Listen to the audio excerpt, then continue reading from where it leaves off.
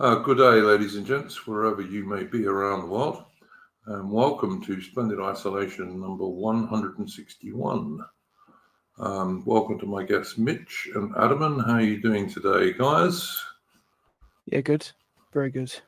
Same old, same old.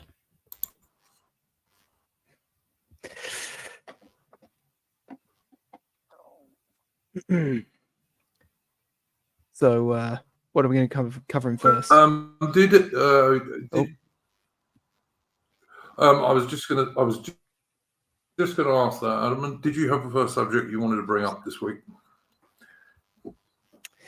Only this Sam Melia. Just say before we start. I mean, obviously, we're going to have to talk about. Yeah, I mean, that is Britain's political prisoner, which is what he is. Even the judge said that what he did wasn't a crime, and yet they still gave him 2 years in prison.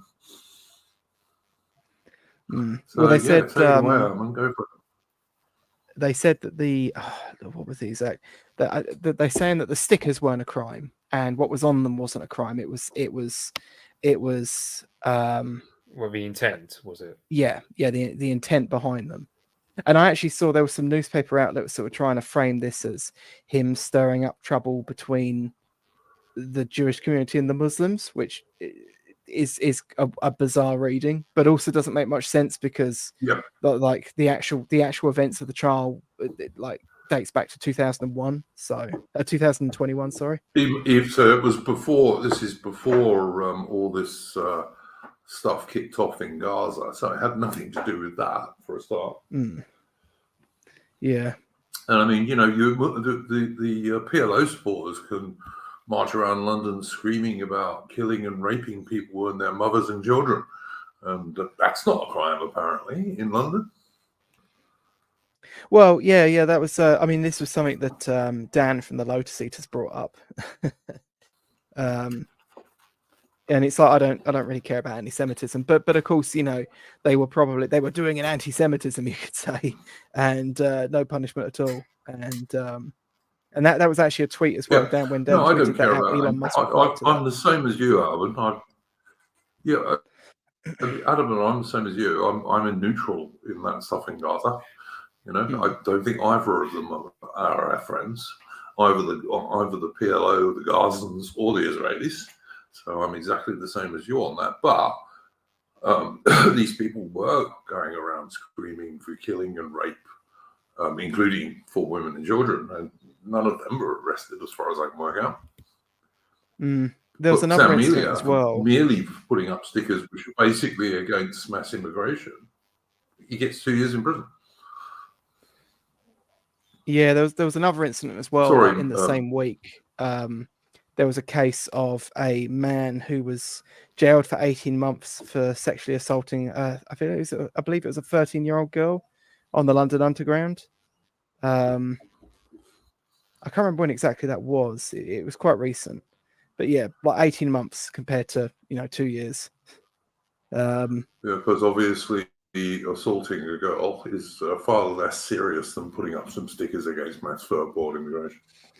Well, you'd think so, but I don't know. They the British authorities think differently, and of course, like, can you actually just change the incentive? Like, people were talking about, like, having some sort of reset, but can you actually just change the incentives behind British judges and correct something like this? Like, that entire sort of upper class of our justice system has to be, quite frankly, completely delusional at this point for that to be the case. So for this to be, I would just say, Adam, and I would just say that on Twitter, they put up a photo of that judge who gave Melia 2 years, and the judge is standing in front of the Nelson Mandela statue in London.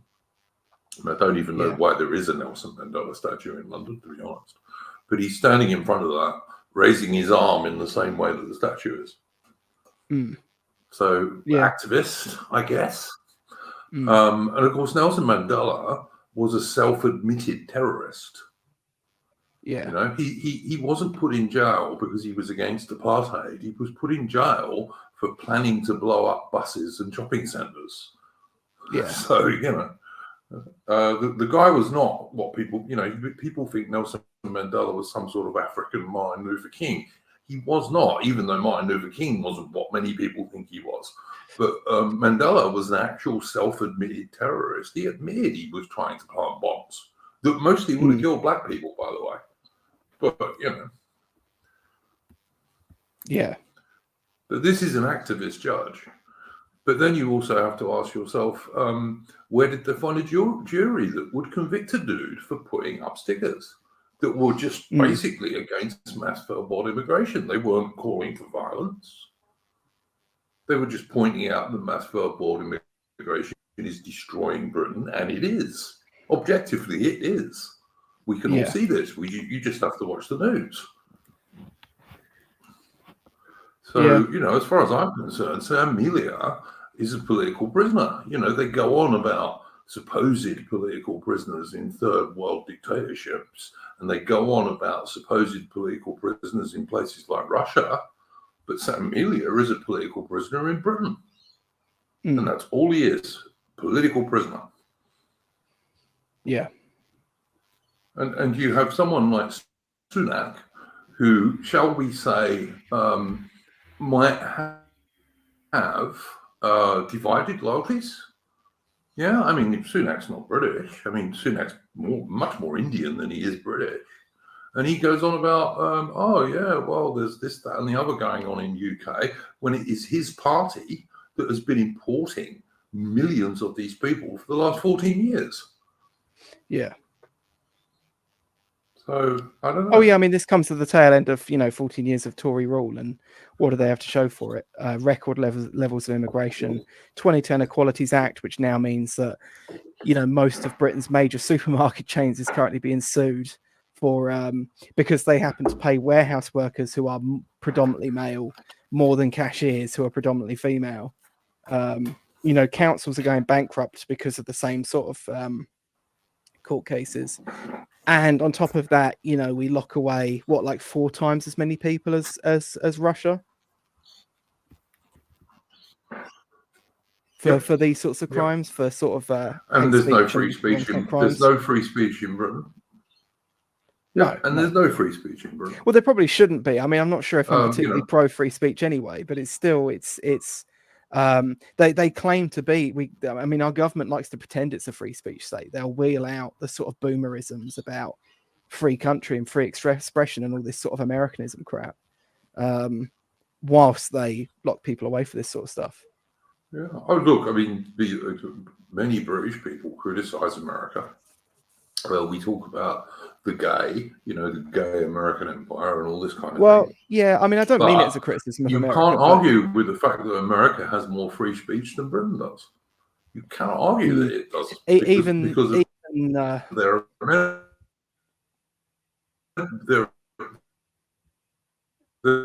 their amendments.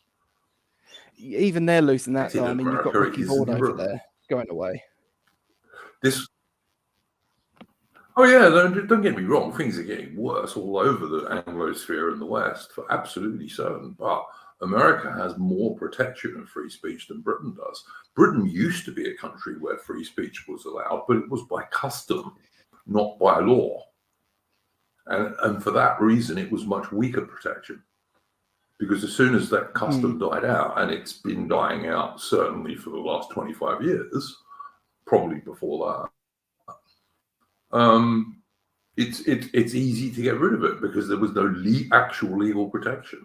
Mighty Balzac in the chat says, could it possibly be worse under Starmer? Yes, I believe it could be, actually. I don't see it getting better, put it that way. I don't know about what you guys think. How can it get worse, Duke? Oh, it can always get worse, mate. We were talking before the stream about being black-pilled, and it can always get worse, Mitch. Always. They could make it worse than they are now. What we'll have to do is look into the town, and you'll just see it getting bad anyway. I mean, there's gangs of brown men. My town these days under Tories. You think it's going to get any worse under Labour? I don't think it can get worse. So. this But whole I think Tories versus Labour things can dichotomy always get worse, mate. BS. That's my considered opinion after getting on for 60 years now, is that things can always get worse, because things have got worse my whole life. In terms of that free speech particularly, things have got worse every year that I've been alive, pretty much. They certainly haven't. They've never got better. Well, I mean, don't forget the online harms bill is not yet law. Will be soon, and there is very similar legislation going through in Australia at the moment. Very similar, suspiciously so. Things can always get worse, man. All right, unprecedented, dude. I mean, you need only look at Board and Bankruptcy's video, and it just tells you everything you need to know about Britain in its current state right now. I mean, this is under the Tories as well for the past 30 years. Yeah. It's like my area's been lied about for over 20 years, courtesy of like not just Thatcher closing down the mines, but because of Blair as well. So I'm used to that. Yeah. To be fair, as a guy in West Midlands. Yeah, no, I agree with you, Mitch. I'm not, but I just think there's, to me, there is no possibility that Starmer and Labour would make things better. No chance whatsoever. No one's saying they're going to make things better. I'm saying, we've got to regard the so-called conservative. I'm saying, like, the idea there's less of two evils between Tories and Labour is just a load of BS at this point. Both of them are just the same amount of evil. That's my view as well. Yeah, that's my view as well, mate. Yeah, that's my view as well. Michael, I'd say reform of special. Shepherd in the chat says congratulations on 1,000. Sorry, Mitch, carry on, mate. I think we got a delay going on here. Yeah, I don't know if it's because of my internet, because my internet's been pretty crap the past few days, so it might be off my end. I think it's on your end, Duke, because I was having that a little bit of this problem as well. So, all right, what I'll do is I'll go out and come back. Mitch, please carry on, mate, and carry on what you were saying. I'm going to leave and come back and see if that fixes it. All right. I was going to say reform of them as black pillion part of all this, because they get 7% of a vote in an area that voted 58% to leave. And it's not just, I mean, it's still the worst candidate they could possibly field, and they just don't have. I mean, I think it's. I can't remember. I don't know if the guy's name off Lotus Eaters. I think his name is Callum or something. But he said there was like 17,000 right-wing voters in the area who voted for obviously UKIP and whatnot in the past. They could have voted Reform, but they didn't choose to, because Reform is just that terrible a party under Richard Tice. And meanwhile, you've got the Tories and Labour who've got like 20% of the vote scrubbed together in that overall election. Yeah, I mean, they're all these other smaller left-wing parties are all voting strategically, and we've literally just got no one to vote for. And come victory time, they're still gonna do a victory lap and pretend like the country's chosen something. Yeah, it's a joke. It is. It's a bad joke. But yeah, I think Mitch is entirely right. We Labour and the so-called Conservatives are a uni-party, basically. The Greens and the Lib Dems are also part of it. Vote for any of those, and you're really just voting for the same people. I'd say voting Reform, you're just going to get tiny more differences on economics. If you vote for Reform at this point as well. Yeah, I don't like Tice at all. If Farage was running it, maybe, but I mean, as we were saying on the Discord yesterday, Farage, he will sometimes come out with something like he did the other day about pointing out to Sunak that mass immigration is the problem, but then he won't do anything about it. Yeah, but my mind's really soured. He won't step into the political ring himself. He won't step into the political ring himself. He'll make these comments from the sidelines, but he won't do a Donald Trump and say, okay, well, I'll run Reform, in which case he would get elected almost certain, I would say, but I don't know. Well, yeah, I mean, I think AA say best. I think I won't be surprised. I mean, it's not a realms of possibility that the Tories are completely wiped out, as in much worse than what was suffered in '97, and you might get a situation where like not single digit, but double digit number of seats left in the next general election if, let's say, Nigel Farage were to lead Reform, because you got attack from the right in the form of Farage, but then you've just got the Tories who all their voters are just left disenchanted, to say the least, with just how bad the Tories have been since 2019. Because I mean, I think it's December, isn't it? The next election is, given it's been like 5 years, pretty much. It'll be somewhere around there, yeah. It'll be as late as the so-called Conservatives can make it, because they know the kind of wipeout they're going to face. But they could fix that. This is kind of the weird thing about it all, is that in the same way that like Tice could just start talking about immigration more and could immediately up his numbers, maybe not put it into a winning position, but fix its image quite a lot, and he doesn't. He gets them beats. I mean, maybe that's a fading of character. Maybe his controlled opposition. No idea. But you know, at the same time, like the Tories could fix this. Like they would, you know, like obviously no one here is going to like Johnson for good reason, because he's literally the dog that got us into this mess. But he could come back on like the Trumpian ticket and say, you know, oh, these lefty lawyers, they stopped me from doing real shit or whatever.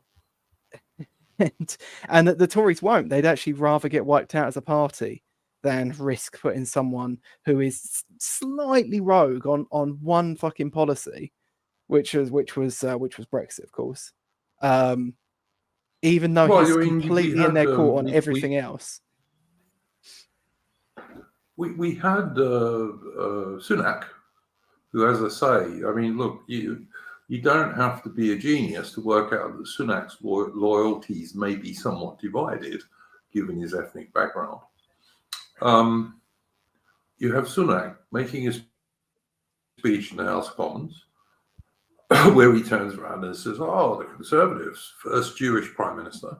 And presuming he was talking about Disraeli, which I can only presume he was. Disraeli actually wasn't Jewish because his father had converted, but I mean, all right. If you want to say racially Jewish, though, you could say, yeah. Yeah, you could say ethnically Jewish, but I mean, he wasn't, because his dad converted to Church of England. So Disraeli himself was never Jewish officially. Then he says first woman prime minister, meaning of course Margaret Thatcher. Then he says the first black chancellor of the Exchequer, and then he said, meaning himself, the first Indian prime minister, or South Asian, or whatever he called himself. But of course, you know, not even the Conservative Party membership would have voted for Sunak. In fact, they rejected him twice. So, you know, Sunak was actually pointing out the reason why you can't vote Conservative, if you ask me. But you know, yeah. But you know, it's just this crazy situation, and now you've got Britain, where we now have political prisoners. In peacetime, I mean, Britain had political prisoners in World War II, of course. You know, there were people who were locked up, such as, what's his name, from the British Union. What was his name, Alan? Can't remember his name off the top of my head. I can't remember. The guy who ran the British Union of Fascists before World War II. Oh, Mosley, you mean? I can't remember. Mosley, yeah. Oswald Mosley was locked up at the beginning of World War II. Only at the beginning, though. He was halfway through the war, they released him. Because, of course, Mosley said very early on that, you know, we're at war now, so obviously I'm going to support Britain. So he was locked up. So Britain had political prisoners in World War II, and he wasn't the only one. There were some others. But Britain traditionally never had political prisoners in peacetime. Yet here we have Sam Melia getting 2 years in prison for putting up stickers which called for no violence and was simply against anti-mass immigration. That's all they were. Well, and the even funny the judge thing is, himself if you bring up said they were not illegal. if you bring up the Mosley thing, leftists lose their fucking shit over it. It's quite funny. They will say to you, he wasn't locked up. He just lived in a house on the prison grounds. It's like, yeah, but he couldn't leave though, could he? And it's like, what's even the point of that distinction? Well, what's even the point of the distinction? Because now there are actually people getting locked up and they still don't give a fuck. So why even make the distinction? Why would they even pretend to care? Yep. Yep. And look, as I just said, Mosley at the beginning, when the war actually started, Mosley said straight away, okay, well, my country's at war, so I guess I got to support my country. So, Mosley was quite unambivalent about it. Once the war actually started, he said, no, I support Britain. And he was always much closer to the Mussolini model than he was the Adolf Babes model anyway. Yeah. So there is that as well. But basically, we now have political prisoners in Britain in peacetime. And they've recently gone on about that Russian dude who died apparently of a blood clot in prison, which even pro-Ukrainian people have now said was a blood clot. And we went on and on about him being a political prisoner. But of course, we never talk about Julian Assange, for example.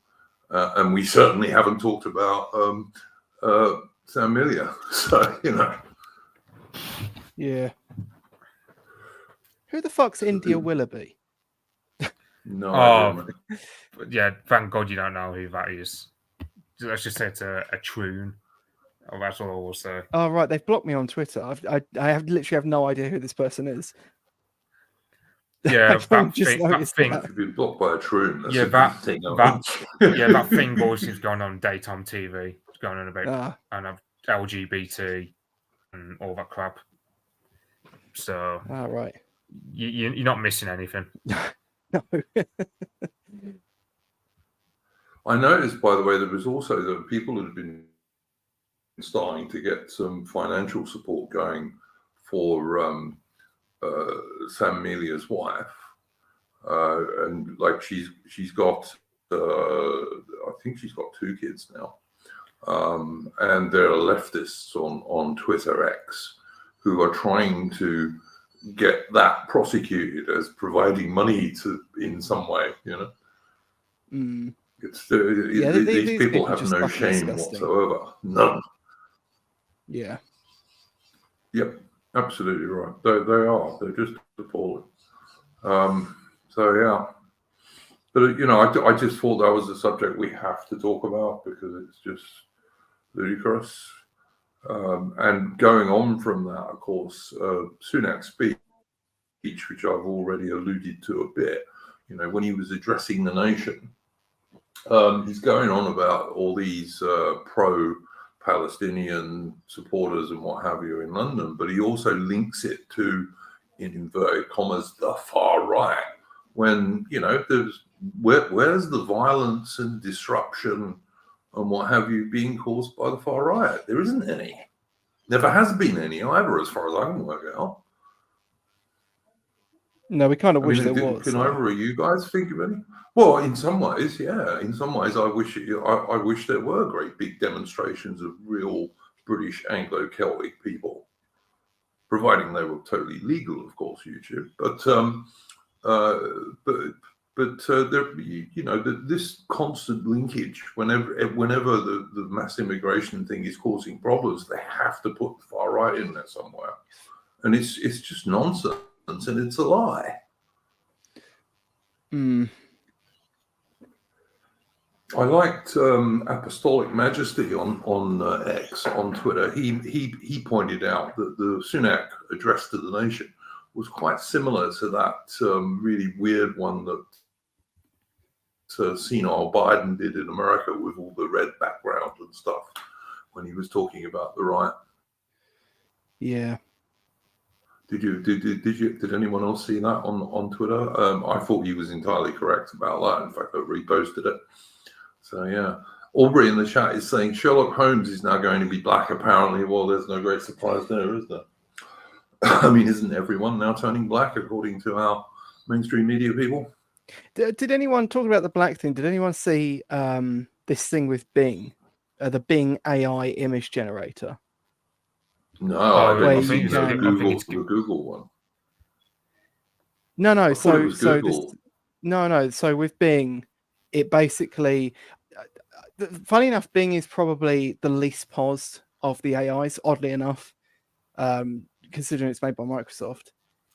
It's also kind of free and completely open to use, but you can essentially go on it but what it does, the way it does put this stuff in there is it adds on like invisible tags onto the end of whatever your prompt is, and you can actually get it to show So you. exactly the same as what the Google AI was doing. No, The Google AI so was doing the exactly that. Google So it's one, adding in is diversity and stuff. no, the Google one adds in the diversity because it's kind of written into its code. The Bing one, it literally has an invisible tag that it adds onto the end that you just can't see, as a way of them sort of adding diversity in after they made the AI. And you can get it to show you what the tags are, because what you can do is you can make an image and you can give it a prompt, and then if you end it with like comma, a sign that says, it will then put a sign, at least half the time it will put a sign in the image front and center which says on it like black female or something like that. And that's the invisible tag being displayed onto the sign.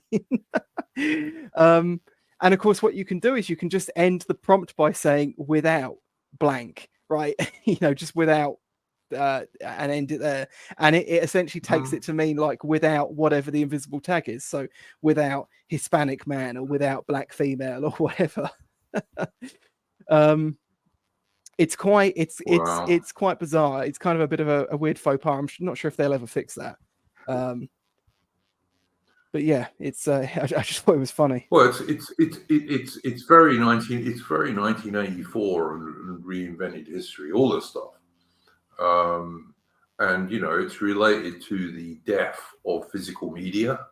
The death of people actually owning a movie in terms of a CD or owning a book, because all this stuff that we get online and that we don't really own, we only own the right to it, to read it. All of that could be changed, and often is these days. So, what worries me is when I'm long dead and gone in, 50, 60 years time, what's the world going to look like for a young person who's trying to look up, I don't know, the 19th century or the early 20th century via the internet? What's it going to look like? I have an idea. It's not going to look like it really looked like. It's going to be some sort of multicultural hellhole, basically. I mean, I think the AI can still be quite a good tool. As with this Bing thing, there's ways you can work around it. And I mean, you just highlighted his comment. I was just about to read it out, but Gently Benevolent said, "Was Bing the one that had all those images with ethnically ambiguous on them?" Yeah, you can. You can do the sign trick, and some of them will say, it will have the sign, and it will say ethnically ambiguous female or something like that on it, which I think they're using as a tag for mixed race. Yeah. Of course. Yeah, no, that makes sense. It's just craziness. Well, I said it makes sense. It makes sense from the leftist globalist point of view. It doesn't make any sense from anyone who wants historical truth's point of view, of course. Who cares about that these days? Certainly nobody on the left or in the globalist camp. We live in very, very strange times, and they're getting stranger, if you ask me. They are just getting stranger. We go from week to week. We have our leaders going on about, oh yeah, we should all get involved in a war with Russia. They go on and on about anti-Semitism and all the rest of it. 99% of which comes from the immigrants that they've moved into the country. We live in very strange times. Yeah. I don't know. I really very, very strange. I think this is an interesting point, but I can see things against it. Aubrey's saying, what if the Anglo-Saxons invested in a massive land somewhere and set up their own community? Mass immigration on a different scale, leave the old behind. But the problem you have with that, Aubrey, is that why should people from Britain, for example, leave their own damn country for other people, you know? For that reason, why should old stock Americans leave their own country? You know, it's same with Australians. You know, well, they won't. They won't. So they won't allow you that's an the escape, problem I see will with they? that. I mean, No, I if don't some know country if was any of you actually to do remember. that, and loads of white people were moving there, I don't think we'd be allowed to set up a kind of Anglo-Celtic version of Israel, for example. I don't think they'd let us do that. Well, you can actually see this because there's a video.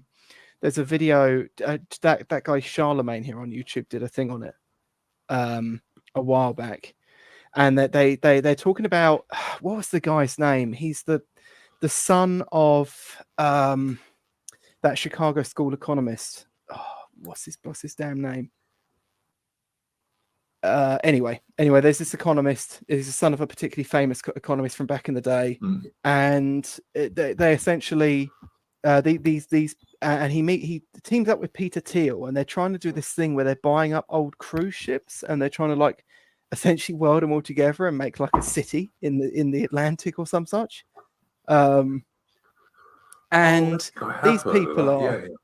Yeah, these people are absolutely apoplectic over it. There's this hall, and there's all these academics sitting there, and they're saying like, you can't be allowed to do this, and and you know, generally really kicking off.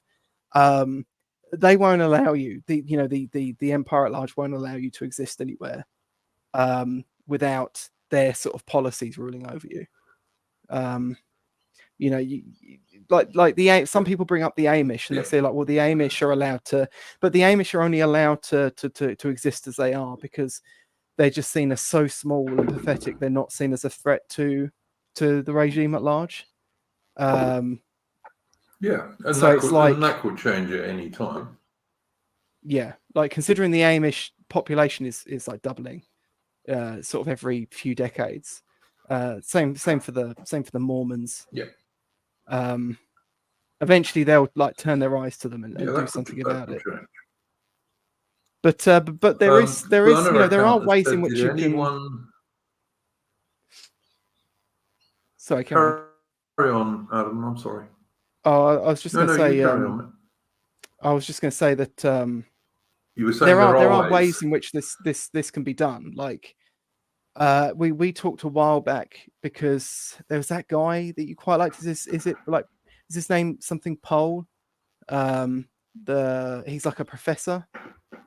I can't remember. Jonathan Pole. Yeah, that's the one. And you can see like I mean, he was quite down on this idea, but you know, there are islands where like Putin will pay people to go and settle them.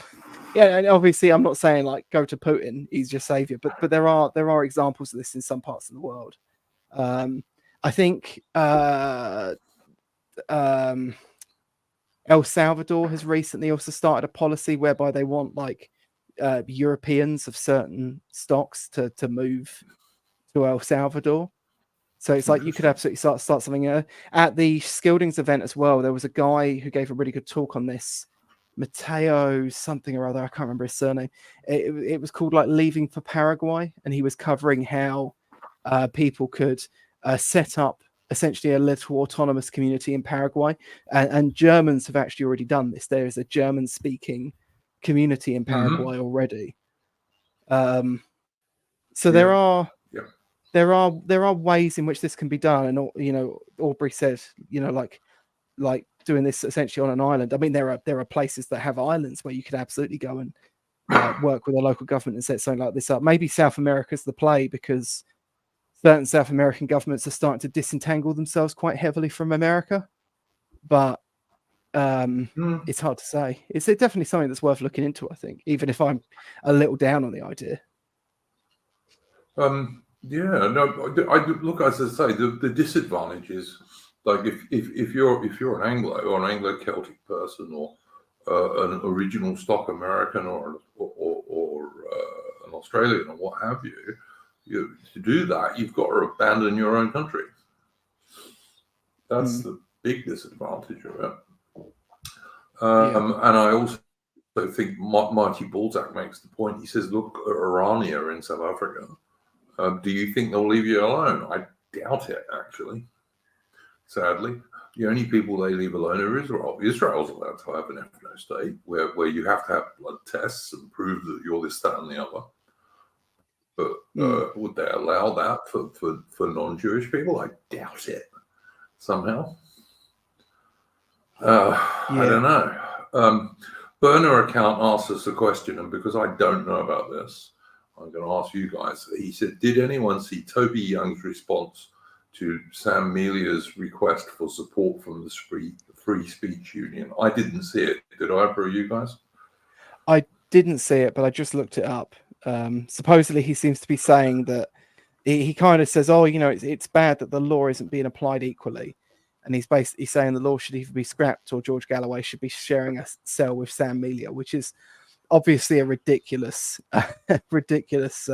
standard to apply to this. But I mean, people have brought this up before, even for fairly like milk toast individuals. Toby Young sometimes is very soppy on. So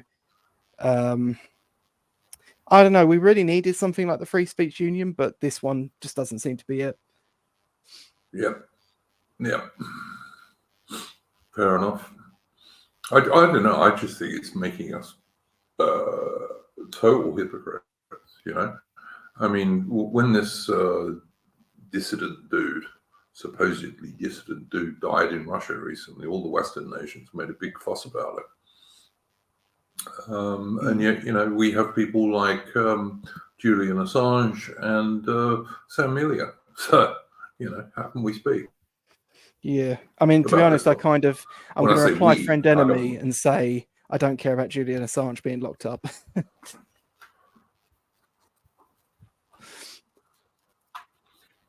I'm against him being locked up, but not because I agree with his position, because I don't really, because he's not my friend, But on the other hand, he is the enemy of my enemies, if you see what I mean. Yeah, but he also partook in the max doxing of BNP members.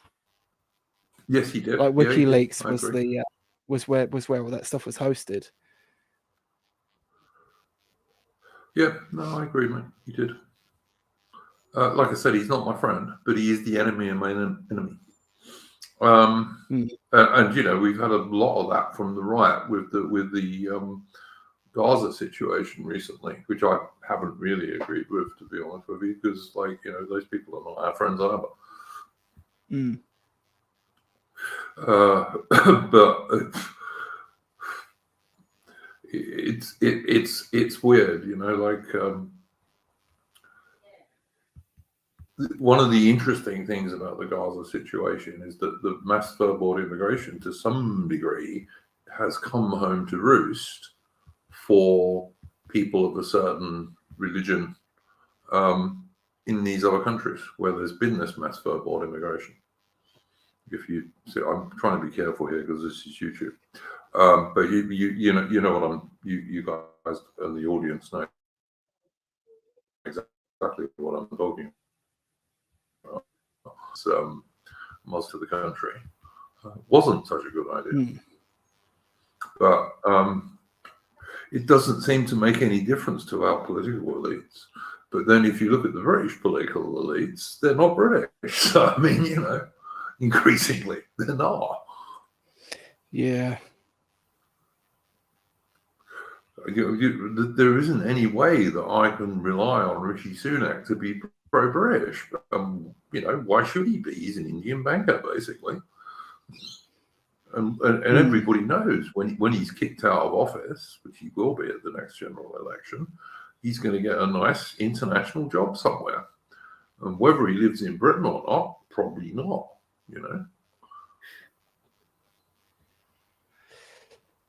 Yeah. I mean, this should be obvious to anybody at this stage. I mean, this is one of the reasons why the so-called conservatives are going to get destroyed at the next general election. Even your boomer conservative voters, you know, your boomer conservative party members, even they can see this at this stage, I think, which is why they rejected Sunak twice in elections to be the leader and prime minister. So Yeah. I don't know. We were talking before the stream about being blackpilled. Well, yeah, because as you were saying, I think Adam and earlier, and also Mitch was saying, who exactly can we vote for these days? Well, there ain't much, because the reform is like so milquetoast, is ridiculous, and won't even talk about mass immigration. Although you're right, Adam, that they could, and they would pick up a lot if they did, but they don't. So I don't know. I'm a bit. I don't know. I don't know what to say about it, to be honest with you. I really don't. It's just ridiculous, the situation that we're in at the moment.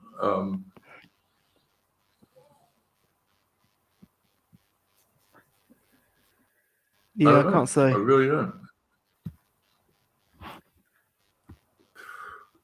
Mitch, did you have a first subject you wanted to bring up, mate? I was going to bring up the by-election, but I mean, I think my main points. I mean, what is there to say about the by-election other than reform being a massive disappointment and George Galloway basically winning through the most cynical means? He had 2 letters, one for the Muslims and the other one for everyone else. Yeah, election. Yeah, I heard that. So that's it. I mean, I can't really hate George Galloway just because. I mean, can't have a player because he's very good, adept at playing the game. Like, he knows full well how the system works in terms of Muslims don't give a crap about anything else other than their issues. So, yeah, I acts accordingly. I can't really hate him, to be honest. The only other thing is, let's face it. I mean, around this time where, there's a lot of talk about, let's say, for example, drafting us all for World War III and whatnot. George Galloway is probably one of the few guys with a functioning brain cell to go, yeah, World War III is not such a good idea, basically. Yeah. No, I don't disagree with that. World War III is definitely not a good idea. Massive nuclear exchanges are not going to leave anyone the victor. I mean, I think it's ironic, actually, that if there was a World War III, and I pray God there isn't, because, millions will die. But the ironic thing about it is it's one definite way that the gay and the globalists, that will be the end of them. That is one definite way that will be the end of them, because whoever does survive that is not going to be a shitlib. That is for certain. That is one. If they really want to destroy themselves, starting World War III, that's the way to do it, because the shitlibs won't survive that. That will take us back to an earlier and much rougher time when you're going to need men who are men, and where feminism and LGBTQ and all of that liberal bullshit is just going to be useless, and will be shown to be useless, and none of those people will survive. So I do think there's a certain irony in all these people like Sunak and what have you pushing for a World War III. I really do. I mean, I kind of understand it with senile Biden, because, the guy's nearly dead anyway. So, I mean, it's probably not going to make any difference to him. But for most people, it's just insane to me. It really is. But, well, I don't know.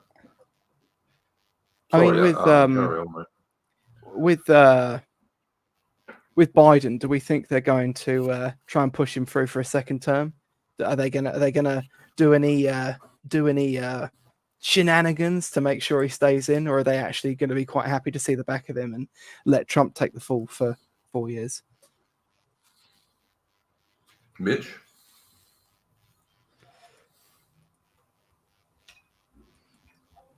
I don't know. Like, I mean, on one hand, Kamala Harris is Kamala Harris. I mean, you know, say more about how bad, terrible she is. I don't think. I mean, in a way, like Trump's kind of an accelerationist candidate, but also the right wing candidate as well. So it's really like best of both worlds in the sense of, well, if you're wanting America to just fold itself, and the guy release its hold on the world, it's probably best off getting Trump, because I mean, for example, in terms of war, in a way, I mean, you get some Russians who actually prefer Biden just because he'll keep a war going on, and I don't know, because Trump says about how he'll get a deal, and let's face it, Trump, he's got very smart foreign policy, unlike the Democrats who just make it up as they go along. It's like Trump probably had a foreign policy which have given more life to the American empire in some respects. Like he was the one enforcing homosexuality on Botswana, for example. So it's really like, on one hand, he's the best candidate insofar as a right wing guy goes, but if you're like anti-American empire, he's also kind of the worst because, well, he could give more life into it. But then again, he could act like a Gorbachev in the sense that he gives too many reforms and the whole thing folds like a stack of cards. I don't pretend to understand the American political system as well as I do the British and Australian ones. But what Americans I like tell me is that it's quite likely when the Democrat convention comes up that Biden will be replaced by somebody else. But I don't know about that. I'm non-American. This is just what Americans who I like tell me is liable to happen, but I don't know.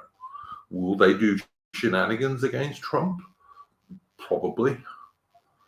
Probably. But I don't know. I mean, I think there's going to be a great deal of trouble in America this year, one way or another, with the presidential election. And I think that's going to spill over onto YouTube and what have you. I think, you know, the censorship is going to ramp up on YouTube again. Who knows? I mean, Aubrey in the chat is saying they can't change him. It can only be his VP. But I mean, in that case, Aubrey, then what they'll do is they'll put his VP in, knowing full well that his VP will take over sooner rather than later, I guess. But yeah, I mean, I don't pretend to know what's going to happen in America, except I suspect there's going to be a great deal of trouble there this year, one way or another. Yeah, it's a hard one to pick apart, especially because, you know, none of us are American. Yeah, I mean, exactly. I don't, like I say, I don't pretend that I'm any sort of expert on the American political system. I'm not. But I do think there's going to be a lot of aggro in America this year, one way or another. What do you think about this thing about blacks in America voting for Trump? Because I know some people in our sphere have pushed that, especially British people in our sphere have pushed that quite hard. But I remember speaking to some of the Americans at like the last year's summer event and that, and they were obviously much more much more skeptical, and I think for good reason. I think this is largely not going to happen. I think that a few people see like a few black, you know, YouTube or Instagram accounts posting some things that are considered cringe by other blacks, and they sort of take it as gospel. But I broadly think it's not gonna turn into anything at all. Yeah, I think Balero's right. Blacks will not vote for Trump. They might stay home and not vote for Biden. Yeah, that seems the more likely outcome to me. Yeah, that's what I think too. Yeah. I think push comes to shove, in the end, most blacks are still going to vote Democrat, and most, it's Hispanics probably as well, for that matter. Not all of them, but most. I just think Trump may win. Trump may win. I mean, this is bringing us on to another subject, but I don't think that Trump's going to get massive support from the black community, and I don't think he's going to get overwhelming support from the Hispanics either, especially the newer ones, which is a very large number now. So, yeah, I just think the only thing we can confidently predict is that there's going to be quite a lot of trouble in America this year, and that some of that is going to spill over into censorship on YouTube and what have you. Yeah. I think yeah, sorry, Karen. I'm not really sure where I was going to go with that anyway. Well, I just think that's the main way it's going to affect us, and it's going to have an indirect effect, although not the same, because in Britain there's no one for us to vote for. There isn't a Trump figure. You know, if Farage was standing, as we were saying earlier, he would probably be the closest that we could get to a British Trump figure. But he's shown no evidence so far at all that he's going to even stand for Parliament. And unless he does, then that's a dead letter, you know. Yeah, I think Farage is the one guy who could be a British kind of Trump figure, but he won't do it. He doesn't want to do it, from what I can see. I mean, I suppose that does make him a lot like Trump. Even he's quite the boomer, and he still defaults to like talking about democracy and stuff like that. I mean, he used to have this thing that he used to say, which I thought Trump's made him a 90s Democrat. Yeah, definitely. Trump's a 90s Democrat, Alan, and so yeah, as you say, you're entirely correct. Farage is the British equivalent of that. He is.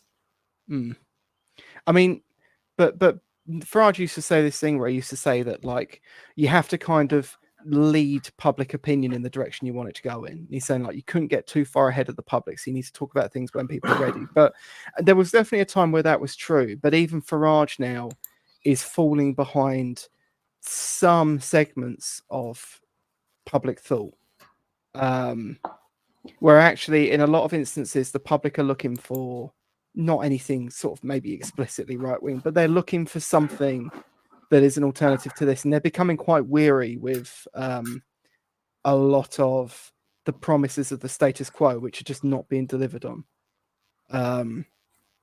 And suddenly Farage, who's still kind of caught in this sort of Thatcherite or even slightly later, like as you say, 90s sort of liberal view, it is starting to have some.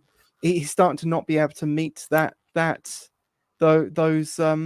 demands, but at the same time, he could just talk about immigration, and that gets you like 90% of the way there. Like you could literally just talk about immigration and crime, and you basically fill any void. But you know, he, as you say, he doesn't seem that willing at the moment for whatever reason.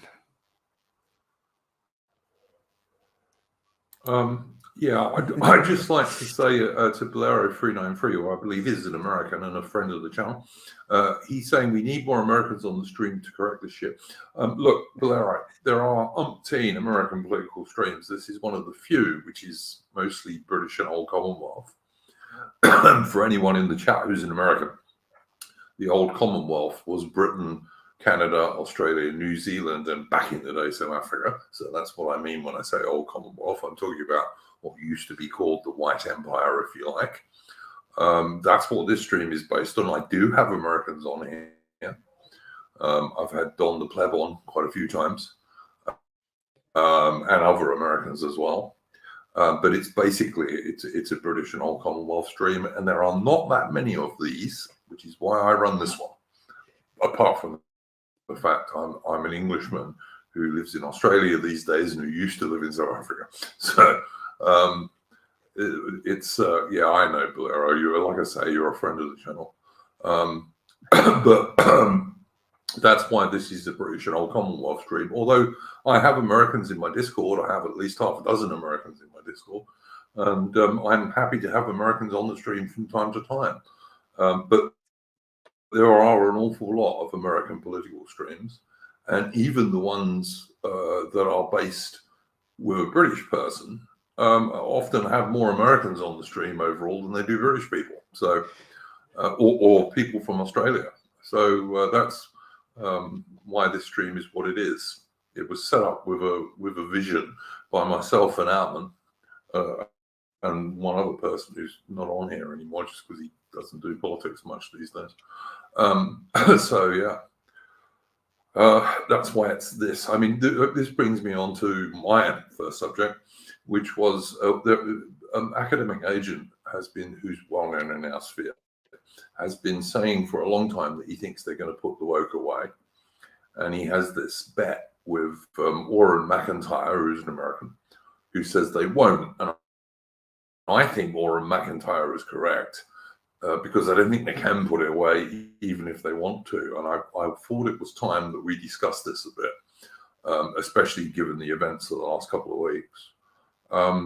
What does Adam and Mitch think about this? Because I don't think they can put the woke away even if they want to. I think academic agent is wrong on this. What do you guys think? Mitch, do you want to go first? They're not going to put it away. I think they're too far along with it. Agreed. Yeah, I mean, I broadly agree. There was a good stream with it's Charles Hayward. He did I think a pretty good rundown of this. He was talking to the guys from Chronicles magazine, and he yeah, he was broadly saying that. I mean, he kind of pushes an idea that I also don't fully believe, which is that that the regime's kind of true believers.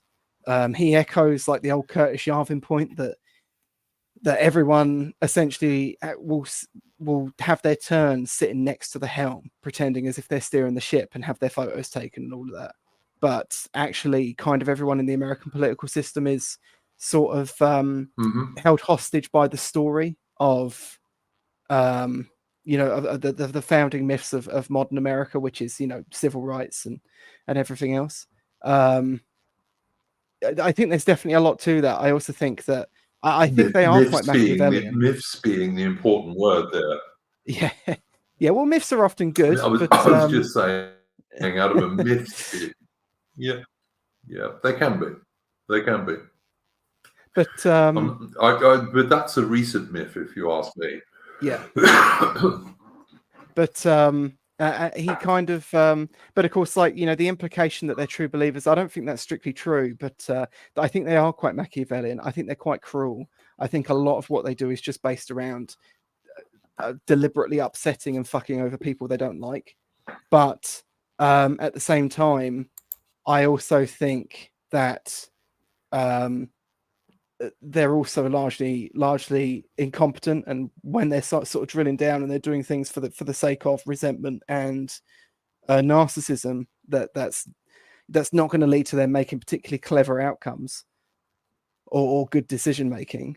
And they've also got to the point where they've brought all these sort of spiteful mutants in and various things to fill out sort of the various gaps in their hierarchy, that they've now got this problem where they've got all these competing interest groups and that they can't even keep half of them happy at any given time.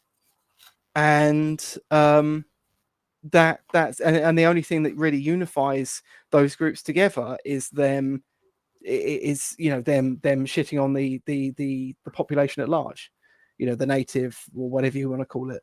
I mean, in terms of America, I still actually refer to the natives as like white Americans. And that's, yeah, they can't turn that around. They seem to be incapable at this point. I remember there was this guy a few years back who was he was one of Bill Clinton's campaign managers, and he was one of these sort of like almost their version of a Blairite figure. And he was saying like 6 to 8 years ago, we need to put all this what were they calling it then? This social justice culture away, and put all this stuff away because it's toxic. But those people, as smart as they were, have been completely, broadly speaking, shut out. You know, even here in Britain, you've got Tony Blair tutoring Keir Starmer, but to look at him, you wouldn't think he'd ever had a conversation with Tony Blair, because none of it seems to have brushed off on him at all. You know, so yeah, they seem completely incapable of putting it away, and maybe that is slightly wishful thinking on my part, because if they can't put it away, that's an enormous weakness on their behalf, and that's an enormous opportunity for any dissident group. But I just can't see it. I mean, maybe I'm going to be wrong. I'm fully prepared to be wrong, but I can't see it. What I would say on this is, the thing is that woke is a code word for anti-white. That's really what it is. And that's why they can't put it away, because their whole basis is anti-white, basically. I'm sorry, it just is. I mean, anyone who can't see this now is not all that bright, in my opinion. It's anti-white, and it's especially anti-straight white male. That's what woke is. So how do they put that away? Because it's the whole basis of the whole political system in all of the Anglosphere countries and most of the West. In fact, probably all of the West, in fact.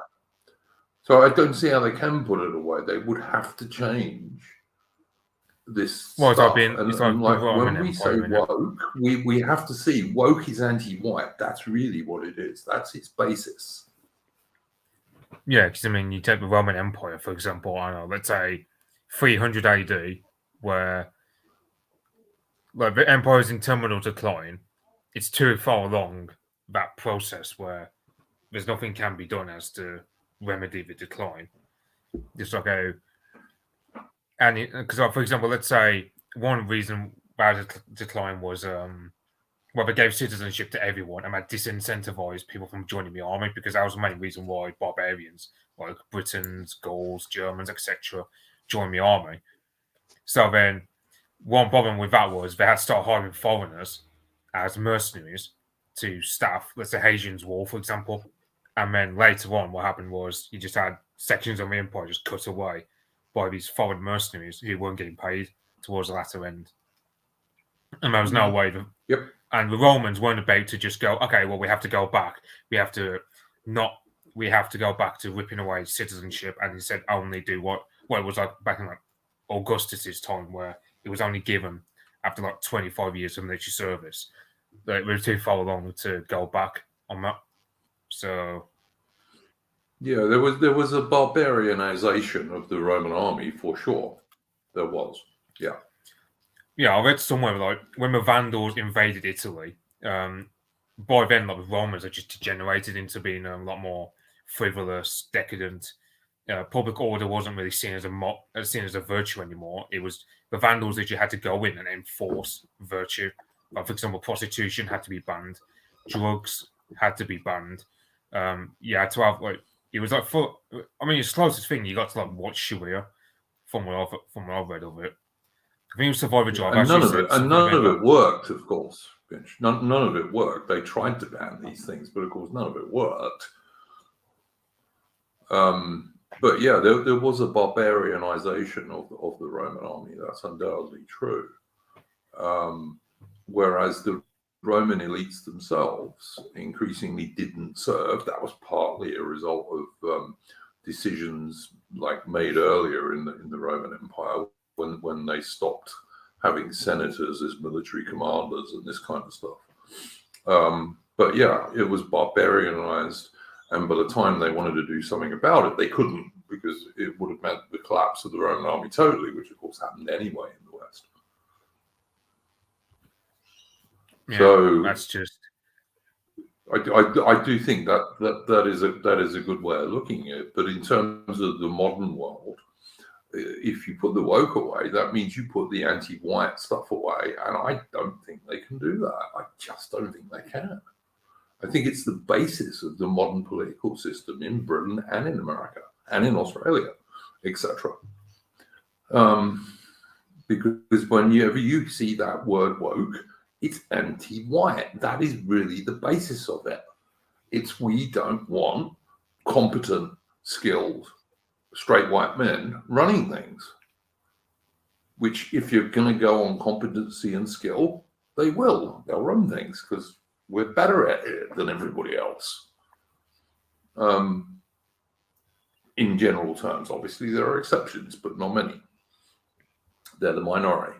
And as soon as you have this thing, which is a big part of American politics, and it's totally infected Britain and Australia, whereby all of the stuff that traditionally straight white men did, now you stop them doing it, not because they're still not good at it, but because you must have representation of women or black women or lesbians or LGBTQ people or new immigrants of whatever place they come from.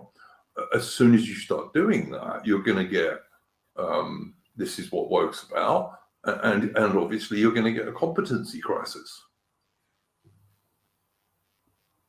I mean, we've got competency crisis right now where we've got airplanes over Alaska where we have to emergency land because female engineers can't weld planes together as well anymore.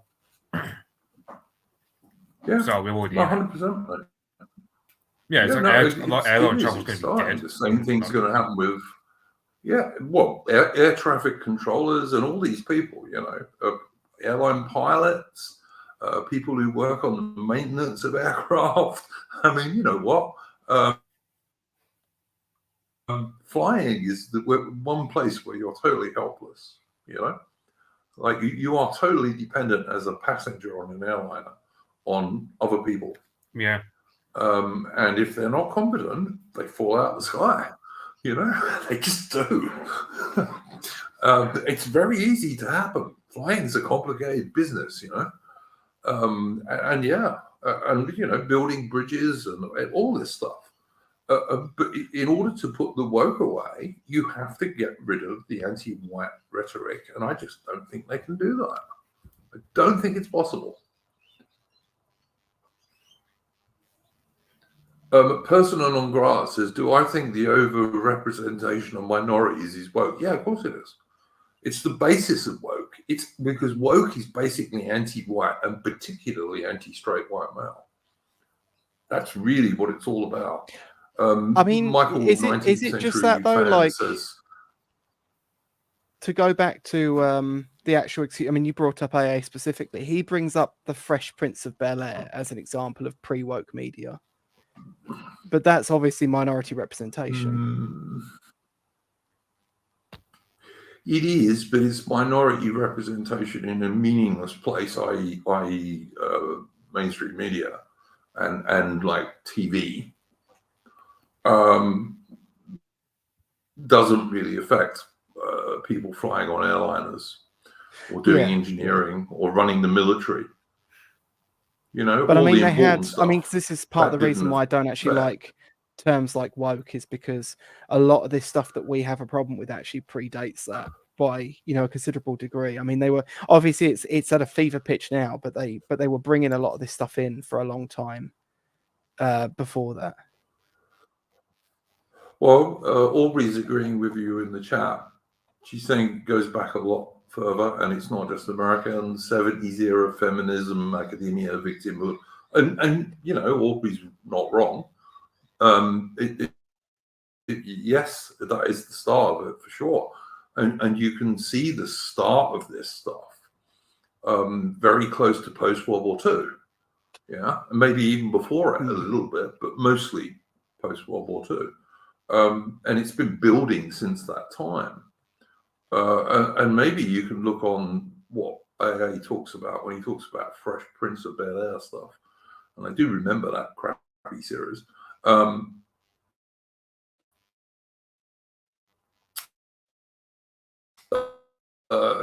When he talks about woke, I'll have a atom, and I only use it because all the left uses it now. And if you're going to talk about, as AA does, putting the woke away, what does that really mean? Well, woke is anti-white. It is. And it's explicitly anti-white now. This is why you have Black Anne Boleyn's on BBC TV so-called historical series, you know. Or earlier, someone in the chat mentioned that we're going to end up with a black Sherlock Holmes. This is explicitly part of the woke, and it's anti-white. It is. I'm sorry, it just is. It's white people are bad, and straight white men are especially bad. That is the whole basis of it. You know, this is why you had this general in the American Space Force who's a transgender person talking about how wonderful and important it was to have representation and LGBTQ and all this bullshit in the military, like just last week. That's not putting the woke away, guys. I'm sorry, it's not. And this is when there's even stuff now where they know they can't reach their recruitment goals. The American forces, the British forces, the Australian forces, none of them can even reach their very limited recruitment goals for their much smaller armed forces that we have these days. And that's true of the Americans as well, by the way. American armed forces nowhere near as big as they were 20 years ago. And they can't even reach those goals. And yet it's so ingrained in the political system that even when that's happening and when they're talking about, oh, yeah, we want to fight Russia, they can't reduce it even then, which maybe goes back to what Ammon was saying about the fact that to some degree they're just incompetent, these people, you know? Mm. So I don't know, but I just don't think they're capable of putting this woke stuff away, because anti-whiteness is really one of the bases of what they're working on. You know, they want our countries to end up being coffee-coloured shitholes, basically. They want that. And they're quite a way along towards it already. Mm. So, I mean, I don't know. I'm open to be convinced that that's not true, but I can't see how it's not.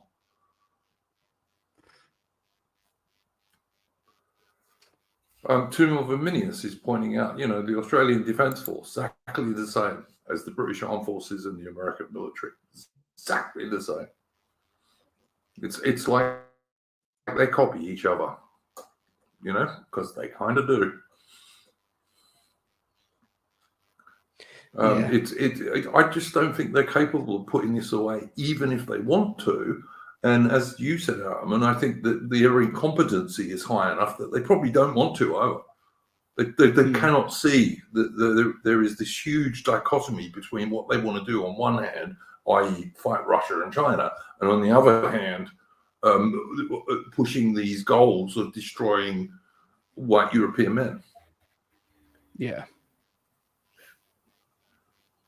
That's my own view on this that I have come to after studying it for a long time, and it's why I cannot and haven't been able to for quite a while now recommend any white bloke or Anglo-Celtic bloke, if it's British or Australian, guy joining the military. It's crazy. Why join something that really wants to destroy you in terms of the government? Yeah, these people are our enemies. They're not our friends. They're not even neutral. They're our enemies. If you're a white person, and particularly if you're a straight white male, these people are absolutely our enemies. They hate us. They hate our history. They hate every single thing we stand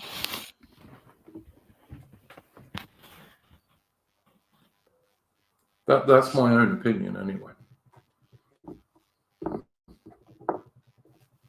What do you think, Mitch?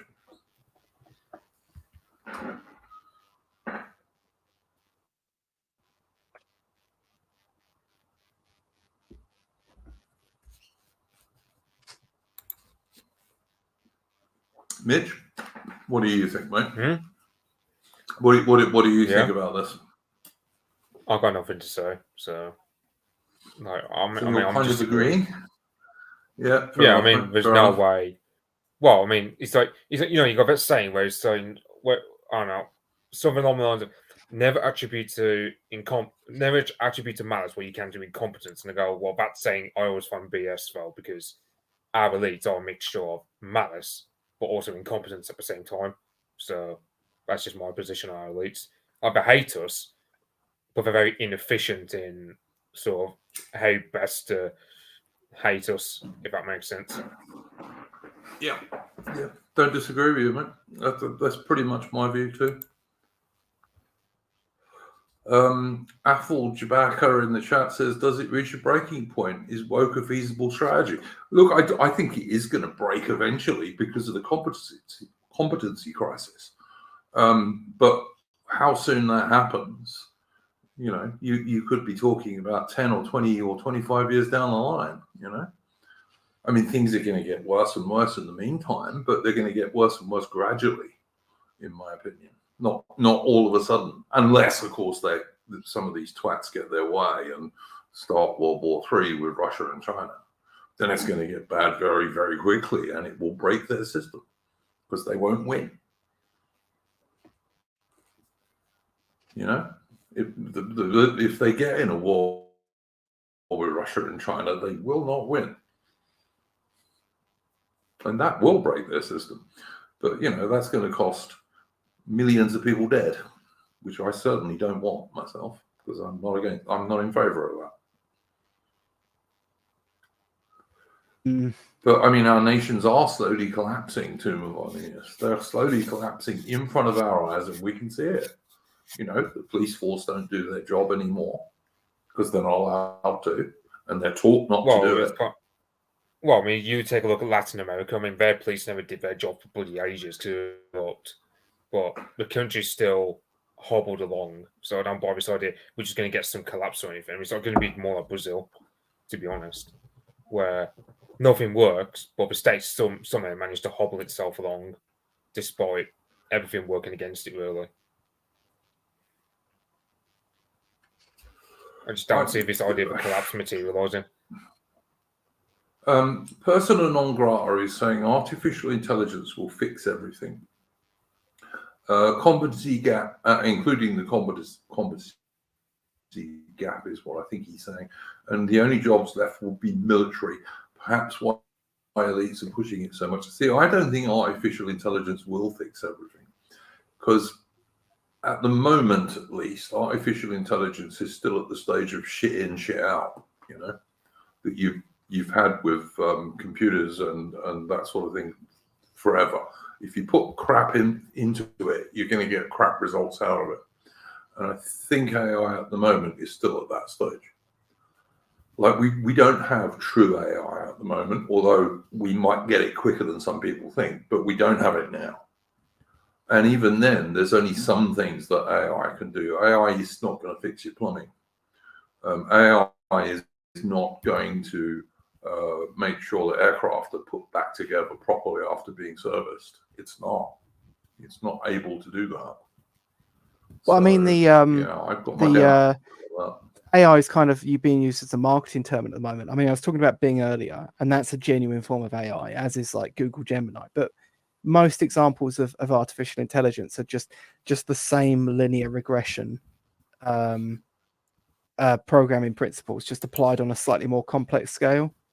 So AI is rare as well. Like encountering companies that have genuine AI programs out there is very few and far between. And it's mostly marketing stuff, isn't it, Adam, that they use it for? But of course, they're already locking that down as well, because you've got Biden talking about bringing in what was it, like an AI a bill where they basically were going to combat the bias of AI by saying it has to be pre-programmed with like anti-white biases, essentially. Yeah, which is what they're doing. Yeah, all the ones that we see, like Gemini and Bing and what have you, they all are anti-white because that's how they're programmed. So yeah, you're totally right about that. I think Michael K, 19th Century fan, makes a good point. Maybe a questionable analogy, but South Africa has suffered a competency crisis since the end of apartheid, and it's just getting worse. With that EFF leader in a position to gain power. Absolutely right. And if he gains power, South Africa will get even worse again. Will it collapse? I don't know. And of course, South Africa has a much smaller white base than Britain or America or Australia does, proportionately, I mean. But in the South case Africa of is... Well, in the case of South Africa, isn't it something like 20 million people who can't even read their own bloody language? So you just got 20 million people who are not who are not economically active in any way, shape, or fashion. So if they don't collapse now, a that sort of bad situation, how do you expect them to collapse 20 years from now? It's just, it's pretty bad. I can remember, Mitch, I can remember in South Africa, because I lived there for 15 years, starting when the white government was still in charge, that when the white government was still in charge, one of the ANC slogans was "No education without liberation." So they stopped black children going to school and often burned the schools down, which is possibly why you have such a high proportion of illiterate black South Africans these days. So, Yeah, and that happened 40 years ago, and yet the state still finds itself less than that. But less than that. You're talking about the late 80s when I'm talking about this, but not much less. So fair enough. Yeah, but sure, that's the thing. What about partly the why millennials and Zoomers in South Africa are pretty bad, and yet the state still managed to hobble along despite 2 generations now just being completely illiterate, or so many of them just being illiterate that they can't participate in the economy. So no, absolutely true. Look, I remember when they brought in when Mandela first took over, and they brought in all these rules that businesses had to start employing black people. And I was working in a tourist office at the time, and we had to employ a couple of young black people. We had a girl and a bloke. And I'm trying to work out what I could do with them. I couldn't do anything with them that required them to explain stuff. I couldn't do anything with them that required them to do anything written. I ended up sending them around to different hotels with leaflets and stuff because it was about the only damn thing they could do. And I'm trying to teach them stuff, but to teach somebody stuff when they really couldn't read and write, it was like, a bit of an uphill struggle, shall we say. So, it's difficult. Whether there will be a sudden collapse, I don't see that. I don't. I think it's just going to be a gradual. Things get worse and worse and worse over probably quite a lot of time. But if you're in the situation that Britain's in at the moment, where, as we were saying earlier, if you are us or most of our audience and you're looking at who to vote for, well, who the hell can we vote for? I mean, obviously the so-called Conservatives and Labour you can't vote for. Same for the Lib Dems and the Greens, because they're all a uni-party, basically. Reform, probably not really any better than the Conservatives at the moment, from what I can see. So that leaves you with half a dozen tiny little parties that will struggle to get one MP, particularly when they spend more energy fighting each other than they do the mainstream parties. So, it's difficult. But I don't see them putting the woke away. I don't see how they can. Even if they wanted to, and I'm by no means convinced that they want to be honest. I was watching a Royal Navy video the other day. And the Royal Navy is the smallest it's ever been in its history. It's got real recruitment problems. And what do they put a video up on YouTube about? Oh, 2 gay blokes who joined the Royal Navy in the 80s and how it was illegal then. Well, who cares? That's not a problem the Royal Navy's facing these days, to be honest with you. It really ain't, The problem is that blokes, parents are not telling their young men to join it. And I would strongly suspect that making it a haven for gay people is not going to help that, You're going to tell your 18-year-old son to go and join the Royal Navy because gays are okay there? I think so. It's a joke.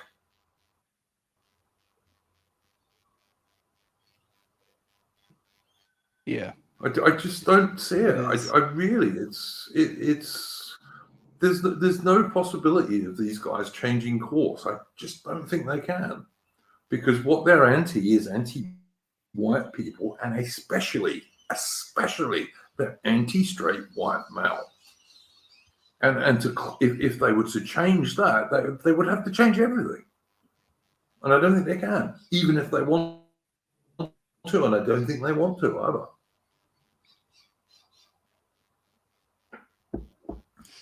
You know, it was Black History Month the other month. Apparently now it's Women's History Month. I mean, it's just bullshit.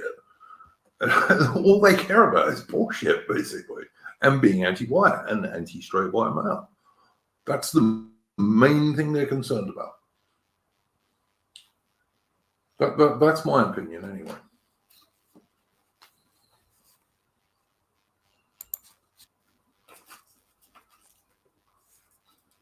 Mr. Gently Benevolent in the chat. I'm not going to read that out on YouTube, but yeah, I don't disagree, mate. It's just craziness.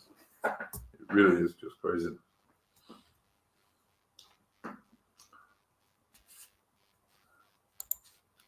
But, you know, it's also this division of everybody that they talk about.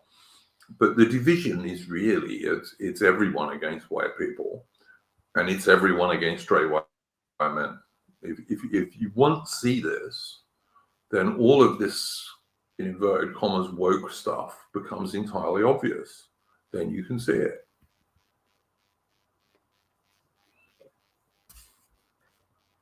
And once you see it, you can't unsee it, because it's what they do all the time. And this is where I think academic agent is wrong in his opinion that they're going to put the woke away. You know, I think he thinks, you know, they're going to let Trump win, and in America, and then in Britain you'll get Keir Starmer, and you know, AA has voted Labour, which is something I've never ever done. But it's I don't think they can put it away. I think it's nonsense. I think it's the core of their policy. Steve is saying, is the Royal Navy thinking about selling one of its carriers? Not to the best of my knowledge, but nothing would surprise me. But of course, if they do sell one of their carriers, that means they'll only have one for about half the year available, because otherwise it will be in refit or repair or training. So, you know.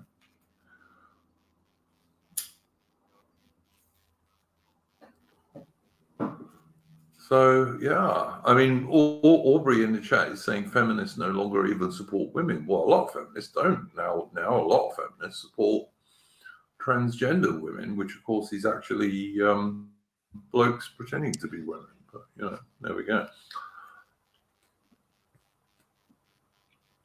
But it was all started by that. You know, as soon as it's a slippery slope. You know, you start with feminism and you end up like supporting blokes who are dressing up like women. So, you know.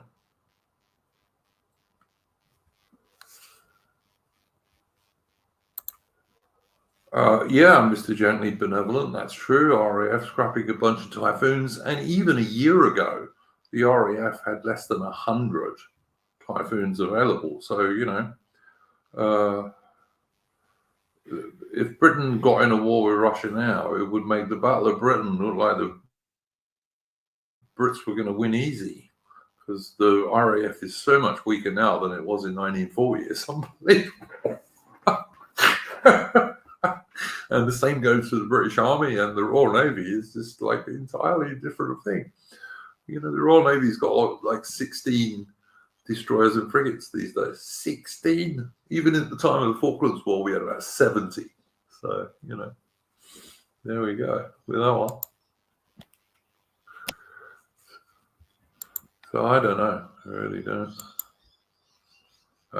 But yeah, I do think that the central thing with this woke stuff is it's anti-white and it's overwhelmingly anti-straight white male. That is the object of their hatred, is us in that regard. So yeah. I mean, I can take that. I don't really care, but I mean, this is part of the reason why I just don't like the term. I just don't find it particularly very helpful. But yeah, they can hate all they like at the end of the day. But that is ultimately what it boils down to. What woke you mean? I don't like the term woke. No, You mean woke out? No, I hate it too, mate. But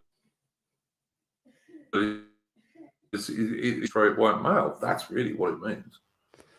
Yeah. So, that's the only reason I'm using it. And because we're discussing academic agents saying they're going to put it away, when I don't see how they can, because it's central to their policy. Yeah. So, yeah, I don't know. But, yeah, so that was my subject. Is there anything else you would like to bring up, Mitch? Anything interesting happening in Ukraine and what have you? I mean, it's been a bit depressing when there's dog tags of like Ukrainian female soldiers Mitch? circulating Yeah. around. So that's kind of depressing. You've seen female soldiers serve a lot more, and you've seen this dog tag of like. When you say circulating around, what do you mean, mate? As it's being posted all over Twitter and Telegram.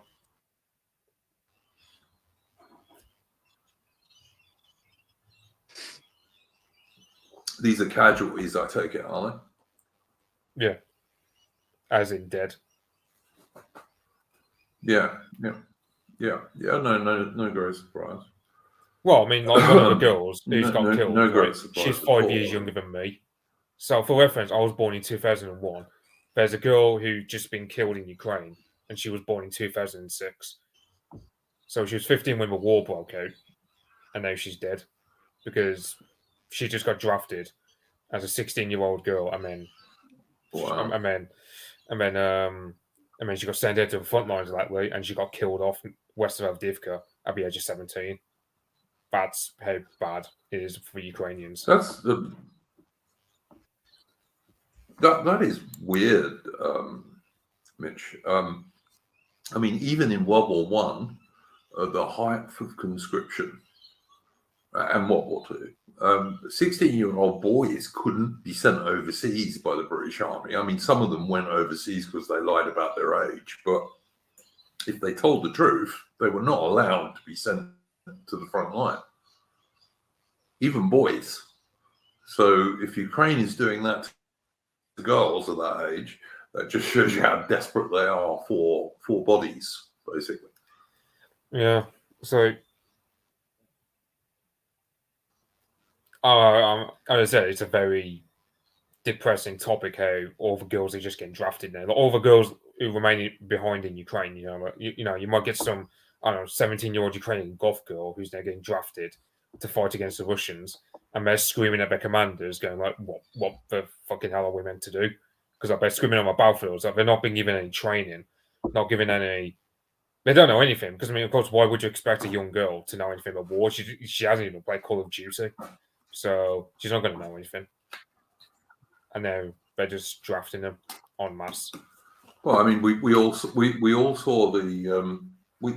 saw the retarded Down syndrome poor bugger who the Ukrainians had in their trenches like a few weeks ago. So yeah, and it's like you get these Ukraine's getting desperate for any warm like bodies, basically. Yeah, so you got Time magazine or something like that, where they got like a picture where it's like there's some ginger woman in a Ukrainian army uniform going, "This is like I don't know." Like it's like this Ukrainian woman who was dressed in military gear and going, "Oh yeah, this is like the future of Ukraine" or something. And it's like, okay, yeah, so the future of Ukraine today, and it's just like a woman in an army uniform in Ukraine, and it's just, well, yeah, I say it's pretty bad. No, I mean, I don't know. The Russians must be trembling in their boots. Like you can argue at this point, it's pretty much just genocide of Ukraine. Like they're just drafting everyone who's mid-teens onward are just getting drafted, men and women alike, and it's you can't at this point you can't. At this point, I'm willing to believe it's just like Victoria Nuland and her ilk just genocide in Ukraine, just to spite the Russians. At this point, like by the time this war ends, Ukraine's just going to be a bloody graveyard. Because I mean, the only other thing about Ukraine, the only thing is Transnistria has been kicking off. That's the other thing that's been kicking off is Transnistria. They've begged the Kremlin for help, pretty much. But the problem is Transnistria, well, they're surrounded by Moldova and Ukraine. And unless the Russians took Odessa anytime soon, Transnistria's been a tight spot. Even because Transnistria is like a ethnic Russian enclave that used to be part of the Moldovan Socialist Soviet Republic, but they broke off in '91, and they've just been their own country ever since. But the thing is, as they're sandwiched in between two NATO-friendly countries, so it's a bit weird for them. And unless, I don't know, Russia, I mean, to be fair, the Russians have just been smashing Ukraine west of Avdiivka because the Ukrainians never believed that Avdiivka would ever fall. So the area west of it is just getting falling en masse, like full on. Like you're talking like what it was like back in February 2022. Yeah, they didn't. Mitch, they didn't build many. They didn't build many defenses behind it, so far as I can see. Well, they tried to, but by the time they would start to build defenses, the Russians were like 10 kilometers away. So every guy who's out in the field or whatever, trying to build some barbed wire, they just get blown to pieces by an artillery shell.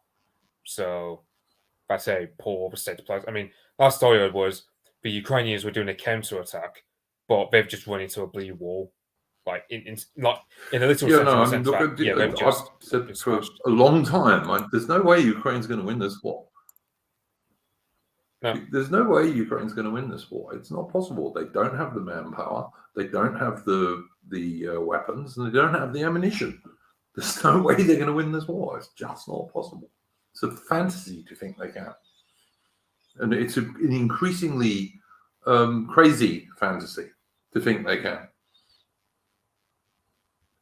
But Ukraine's going to end up destroyed by this war, and as you say, the likes of Victoria Nuland, they won't lose any sleep over that. I don't think there's any doubt that Russia's going to win this war. The only question is how quickly they win it, really, now.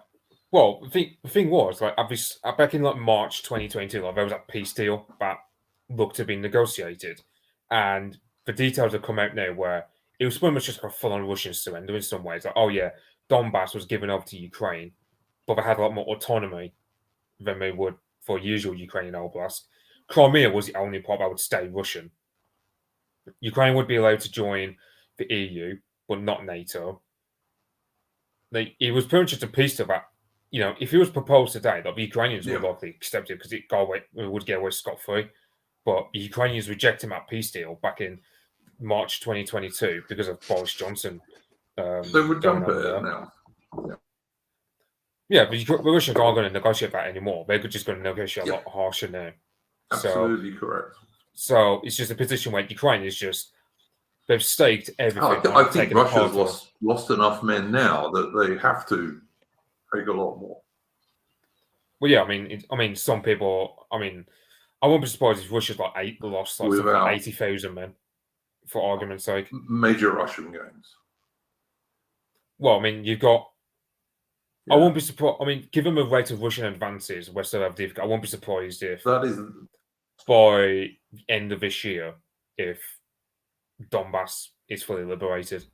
I won't be surprised at this point because the Ukrainians have just been caught with their pants down west of Avdiivka as of late. And morale is pretty low among the Ukrainians because they've got that Syrskyi in charge who's he's like a butcher at this point. Like, you know, people talk about Butcher Harris for how many bomber crews died under his command. Same can be said of Syrskyi, but how many Ukrainians are dying under his command.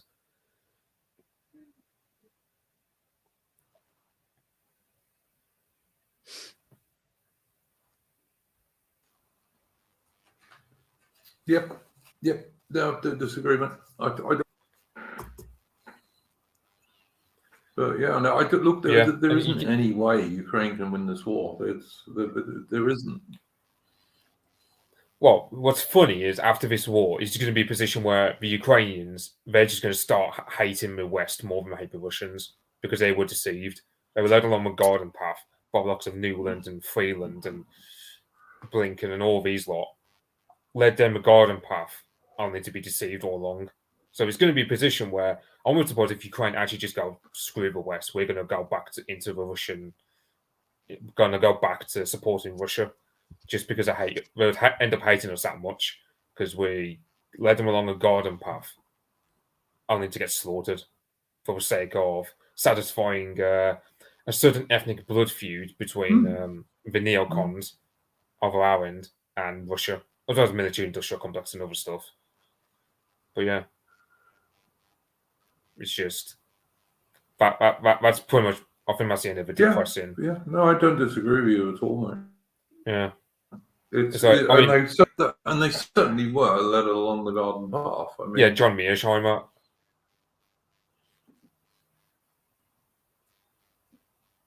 You got John Mearsheimer, who I don't know if you saw that interview he did with a bloody Piers Morgan of all people.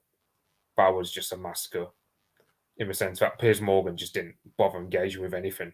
He just kept saying, Putin's evil, Putin's evil. I didn't watch that, but I'd like to, because I'm sure he would have made Piers Morgan look the twat he was.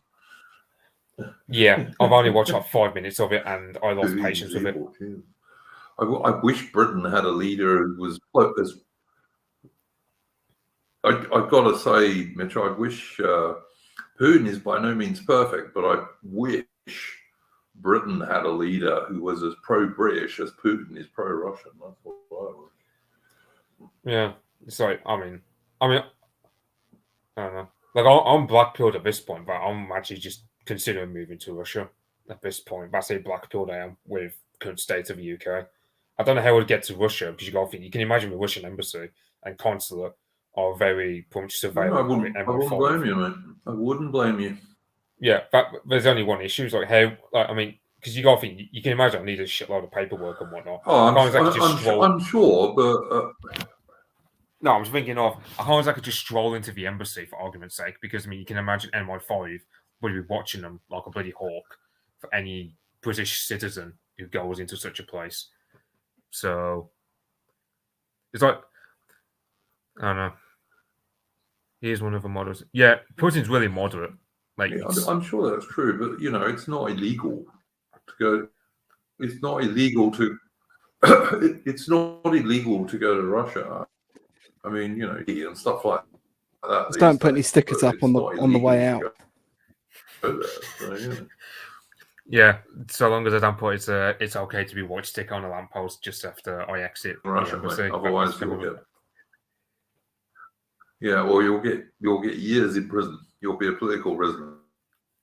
Yeah, it's not. I mean, it's like, oh, well, it's not illegal to go. I can't put a sticker up saying Putin's right or anything like that. If you did, you could go to jail. Yeah, so I know it's. I mean, so as Tim Marvin means that he's one of the models. Yeah, you people are actually surprised how pro-Western Putin was even just 10 years ago. He's a very pro-Western figure compared to someone like Medvedev, who's a lot more. I mean, Medvedev, for example, he's a lot more gung-ho, a lot more just total war mode against the West, whereas Putin, I mean, a lot of Russian nationalists actually dislike Putin because they reckon that he and the Kremlin, they let themselves get screwed over by the West in terms of the negotiators because they wanted to be accepted by the West. They wanted to be in the big boys club, so to speak, because you got to think plenty of Russians look up to the West. I don't think that's the case anymore, but you take 10 years ago, plenty of Russians just thought, oh, well, we must be more like the West. And, you know, because they still have this idea that the West were prosperous, that we're the land of milk and honey and all this. It's only like the past 2 years where now Russians are just not a lot more sort of, can't think of a word, hostile, I suppose, towards the West these days because we just pushed them that way. It's a great shame because, I mean, you know, imagine for argument's sake, let's say the EU started trading more with Russia and started to toss off American domination for sake of buddying up more with Russia, who we could use as a geopolitical tool against the Americans, for argument's sake. I don't know where I'm going with this. I'd say it's a tricky word. There are Russian universities. Well, where I'd just say, yeah. I was just saying, there are university courses With where Endeavour they're purely in last week English, where you study the Russian Endeavour language in places like St. and Petersburg and Moscow. Morgoth. So, Yeah, carry on, Mitch. sorry, I didn't hear you. So Yep. there must be a delay over my end or something. Yeah, no, it's all right, mate. anything We've got a bit of a delay going. We've got a bit of a delay going on, Mitch, which is probably my fault. Tricky Boo was saying that he'd follow Endeavour because, of course, Endeavour lives in Russia these days. And I did a stream of Endeavour last week with Endeavour and Morgoth 64 on their classic movie reviews channel on Endeavour's channel on YouTube. You can go and look it up. Thought it was a pretty good stream. And of course, Endeavour lives in St. Petersburg these days for the most part. So you can do it if you want to. And Endeavour's a Canadian dude, you know. So it is possible to do.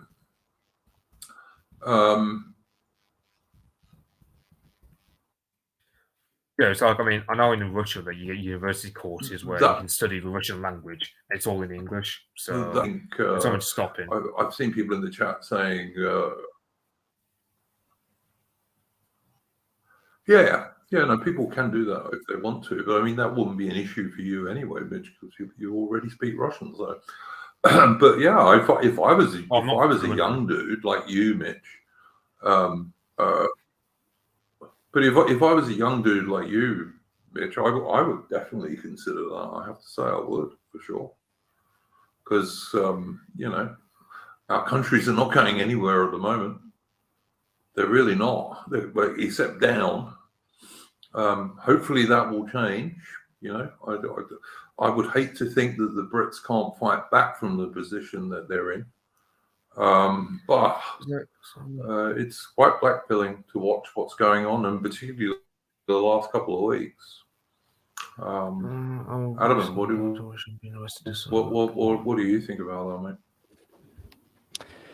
mate? Not a great deal. I've considered moving a handful of times. I wouldn't go to Russia or something. Oh, sorry, Adam, what do I've considered I would have thought you know, as well. Liechtenstein or somewhere, maybe some tax haven, but somewhere still in Europe, preferably. But I'm hoping that the AfD win in Germany, and then I'll move to Germany.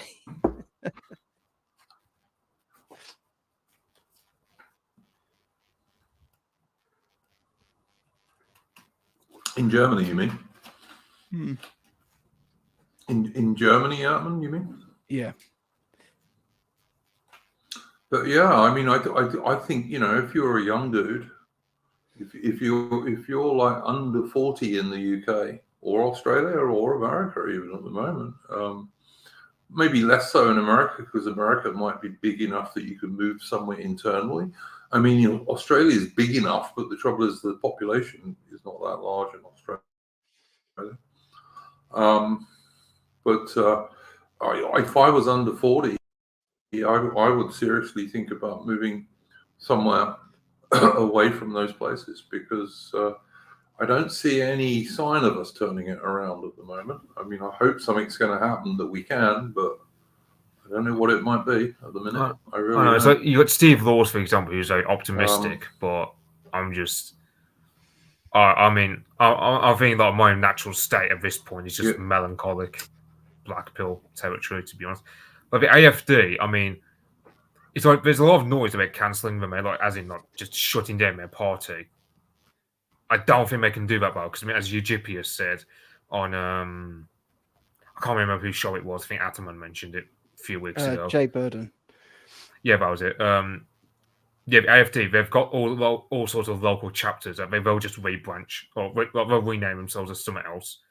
So you can't just ban the AfD and hope for the best. You literally have to micromanage every aspect of the ban, just because there's so many local branches who probably have got the nous to still organise, but just rebrand as something else. So, yeah, I mean, the problem is they're not Like I mean, I kind of had this thing where I was saying about how their support had still stayed strong despite like a repeated media campaign, but their support has actually waned a little bit in recent weeks, which is sad to see. But there could be multiple reasons for that, though. I've heard like in the state of Turingen is something like among 18 to 25-year-olds of the most popular party. That's what I've heard. I think it was like, but it was like, I think it's something like, I can't remember, something like 37% or something like, I don't know, of like very much. Because I mean, to be fair, like you can imagine most guys my age over Germany, they're just like they're the same as people my age over here, disenchanted, not going to bother, and whatnot. So you can imagine. Well, I mean, I think it's the same in Sweden as well, where I think it was the Golden one who said pretty much all the young men in Sweden, all the young white men are either nationalists or they're complete shit libs. There's no in between. Like that in Sweden.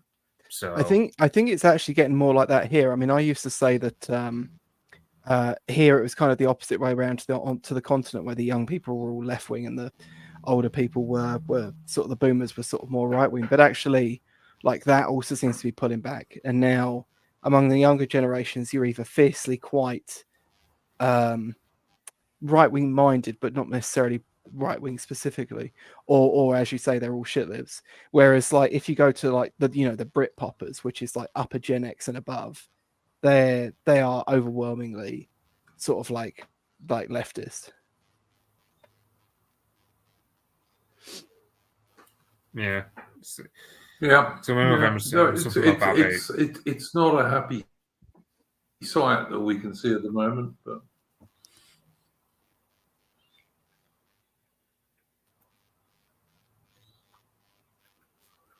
I mean, I'm still pretty optimistic. All right,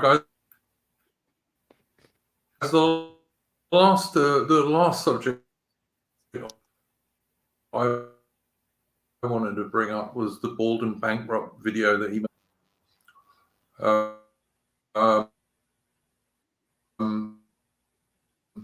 And depressing, I have to say.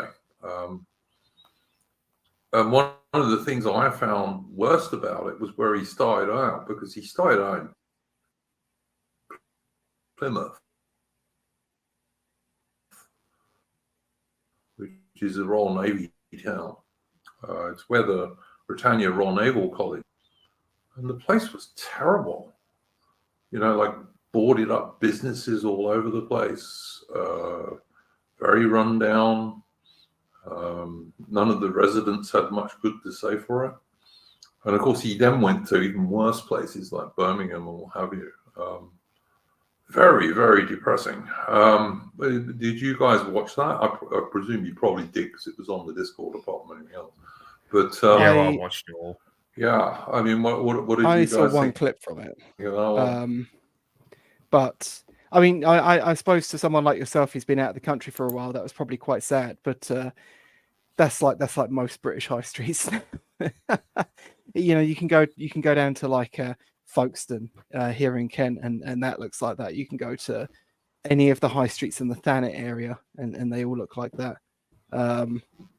Well, the last time there's a I few was places where they're kind of still alive, but there's quite a few towns that just absolutely dire. Oh God Almighty! Steve's asking who is bald and bankrupt. I don't actually even know who this guy is. I'm aware that he's a YouTuber. I was in Britain, Adam, and I went to Plymouth because I went. Oh. And like that was not that long ago, and it didn't look like that. Yeah. Sorry, can you hear me, Adam? Yeah. When I was there, and this was like not that long ago, you know. And it didn't look like that. It didn't. Yeah. And that was a shithole, all right. Whereas when I was a young guy, it was a pretty rough and ready place, but it wasn't a shithole, you know. It wasn't filthy, and there were still mostly white people there, you know. But it wasn't when I went there. I felt like a foreigner in my own place where I grew up. But Plymouth was not that bad. Plymouth was still okay. But then I watched that Bald Bankrupt video, and Plymouth's a shithole now, which surprised me. You know, this is a South Coast town for anyone who's not British, and is one of the two main Royal Navy places in England.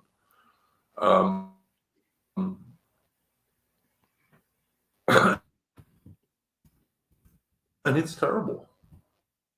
You know, as a young dude, Kent was still a nice place, basically. But it's the not that country's anymore. being destroyed. And it's being destroyed before our eyes. Yeah, it's being destroyed before our eyes. Steve in the chat Who's is Bald asking, and Bankrupt, though? who is Bald and Bankrupt? Bald and Bankrupt is a extremely large YouTuber. He's a big YouTuber who's got like millions of subscribers.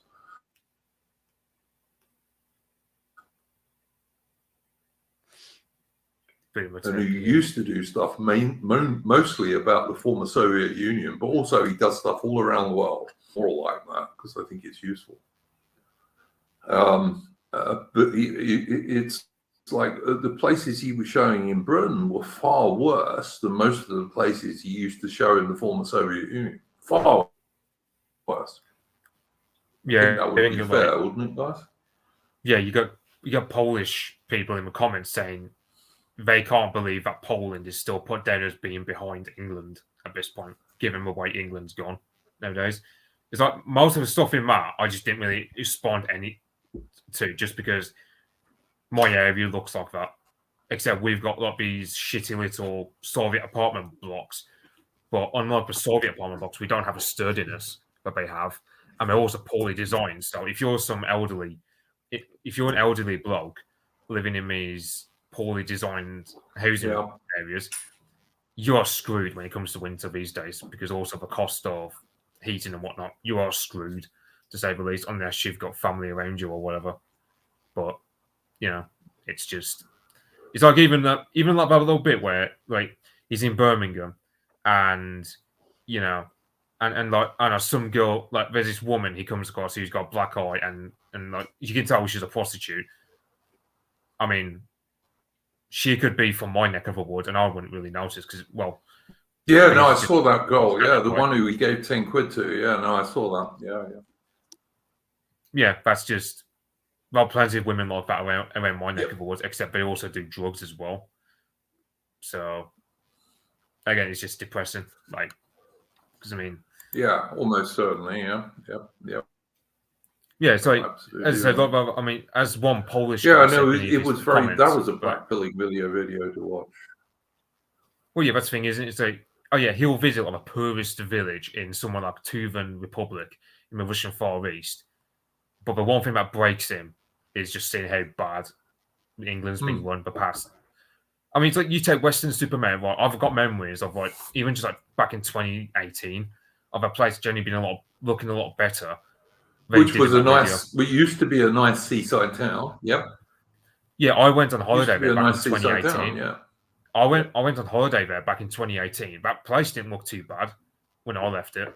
Now I find it's turned to a shit tip in a space of 6 years, which, what is there to be said, really? I mean, summer 2018 to now, and it just turned into a proper shit tip. It's like, at least with Russia, right, they've got an excuse for some of their country being the complete shithole. I've watched most. Well, at least they've got an excuse of having their empire fall apart back in the 90s. We don't have an excuse. So, what can we say in England?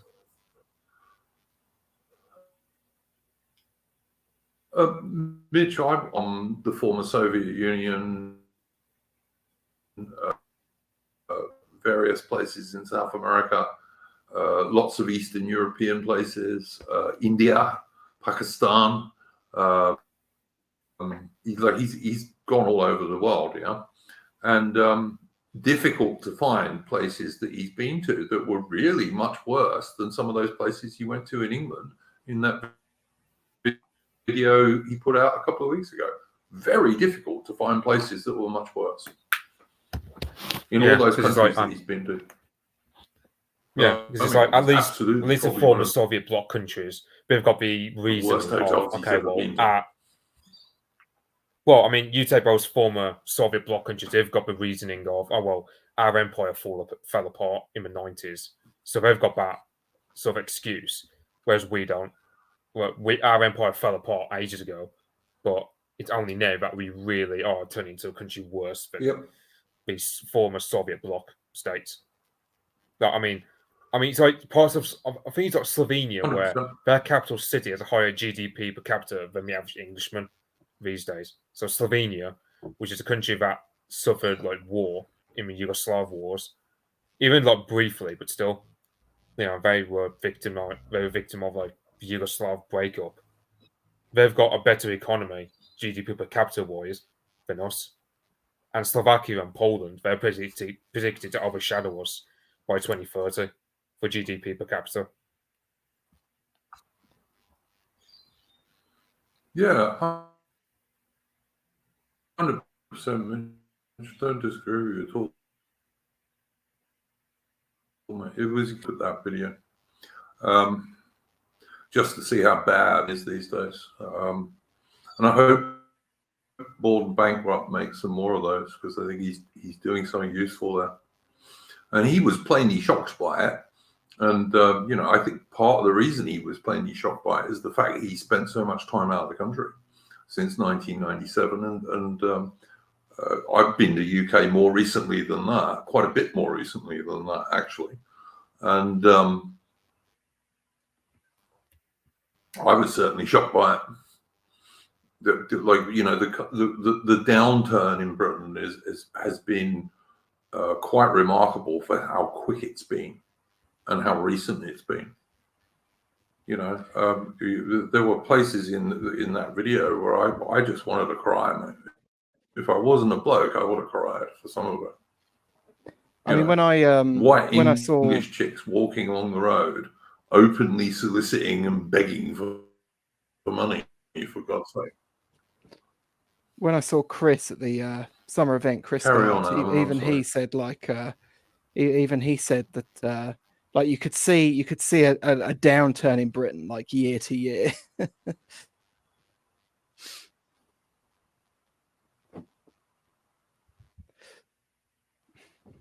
Yeah. And if you're a stranger, you see it more. Yeah, for sure. Yeah,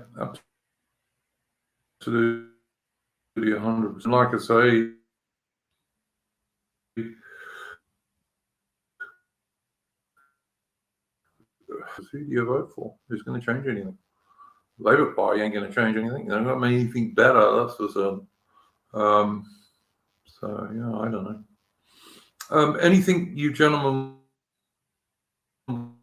would promote in terms of your YouTube or Twitter or anything else? No, nothing from me. Nothing from me. Mitch? No? All right, no worries.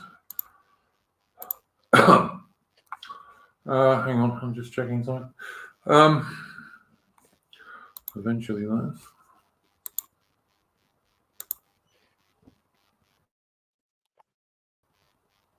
All right, well, in that case, I think we probably talked about as much as we can talk about. Bit of a depressing episode this week, Britain, and about all of our Anglosphere nations. You kind of have to be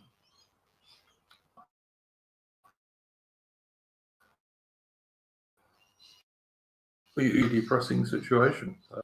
So, yeah. Hopefully things will improve, but I'm not quite sure how at the moment. Anyway, thanks for joining, Mitch. We will be back next week with Splendid Isolation number 162. And in the meantime, I am thinking of doing a special stream next week. I will see if I can get around to doing it, because I've not been very well lately, but I am on the mend. So I'm thinking of doing a special stream next week, looking at British elites. In fact, it's going to have to be at least a 2-part stream, and it might even be 3 parts. Looking at British elites and the way that they have themselves mostly destroyed Britain from the early 20th century onwards, starting from the time of the Entente Cordiale with France, which I think is where you can really start it from in terms of the destruction of Britain.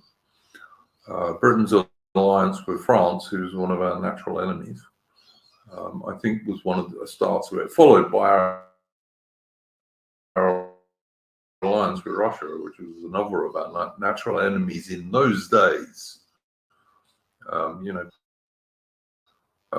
India and Afghanistan and other things which don't any longer apply. There's no real reason for Britain to be enemies with Russia these days, because our spheres of influence do not really collide anymore, but they did in the 19th century and the early 20th century. So so I'm thinking of doing a special stream on how Britain's elites destroyed Britain, starting with the alliance with France in the early 20th century, that led to World War I, of course, which was the original sin of Britain and the Empire, in my opinion. But anyway, that we may do that. We'll see how things go, and if I can get some guests for it, if I can get Atman and Mitch and other people to come and join, we'll do that. But the other thing is we'll be back for Splendid Isolation number 162 this time next week. So, in the meantime, never let the bastards grind you down, because they're sure trying to. So anyway, go well, folks.